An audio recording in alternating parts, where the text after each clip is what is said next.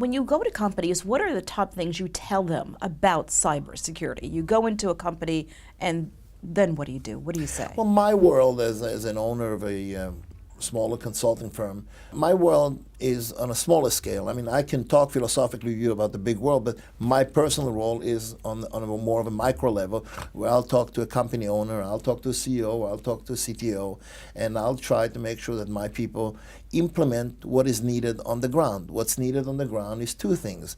Number one, ensure to the maximum that you're protected. Have the proper firewalls in place, the proper malware systems in place, the proper policies and procedures, and most important things is to give the right education to people to be aware, because you can apply all the security in the world, and if one person gets an email with a malware and opens it and is not educated not to open it, contaminates the whole system. That happens a lot. That's one front. The second front is, so we deal with one front before you've been penetrated or compromised. And then the second front we have to deal with, okay, now you have been compromised. It happened.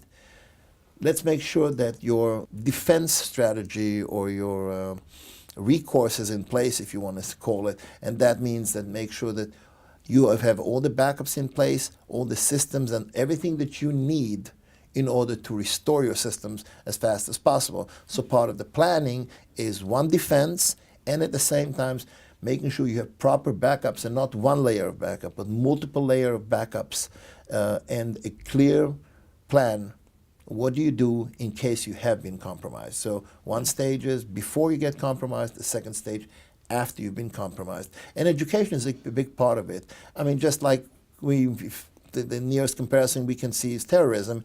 We are all used to now see something, say something. That's right. If we would have tried to imply see something, say something 20 years ago, and you would have said to somebody, who is this bag? They would tell you, this is none of your business.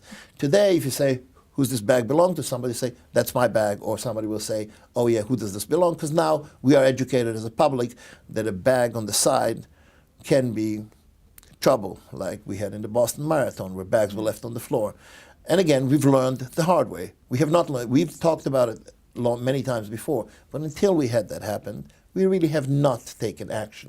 Once this happened to us, now we say, see something, say something. The slogan has been out there for a while, but until something really happened where the media has done a good job on bringing to everybody's mind what happened, now everybody is paying attention. Yet, as I said, 20 years ago, you would get a very strange reaction if you ask. The question would have been considered strange. Now it's part of the education. So there's a technical part and there's an educational part. I think it's fascinating. One person getting an email at your company can compromise your entire system. People need to communicate with the outside world, okay? And the battle is always, the more you secure the organization, the more you close the organization, the less flexible the people are to do work. There are places, there are some banks that the people don't have emails. Don't have emails in the bank to contact other people, and you have to contact them by calling them or maybe contact them through their personal cell phones already.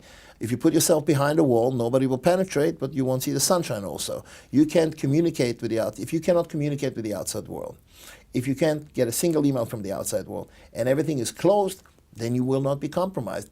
But people do need to communicate with the outside world. People in the finance industry, in the service industry, email is a tool of communication. Mobile phones are a tool of communication. Text messages are tools of communication. Thanks God we have some encrypted tools today, but you need to communicate.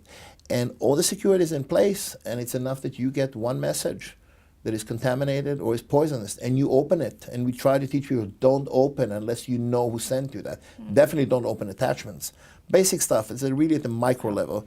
But yeah, one single person can contaminate the whole organization.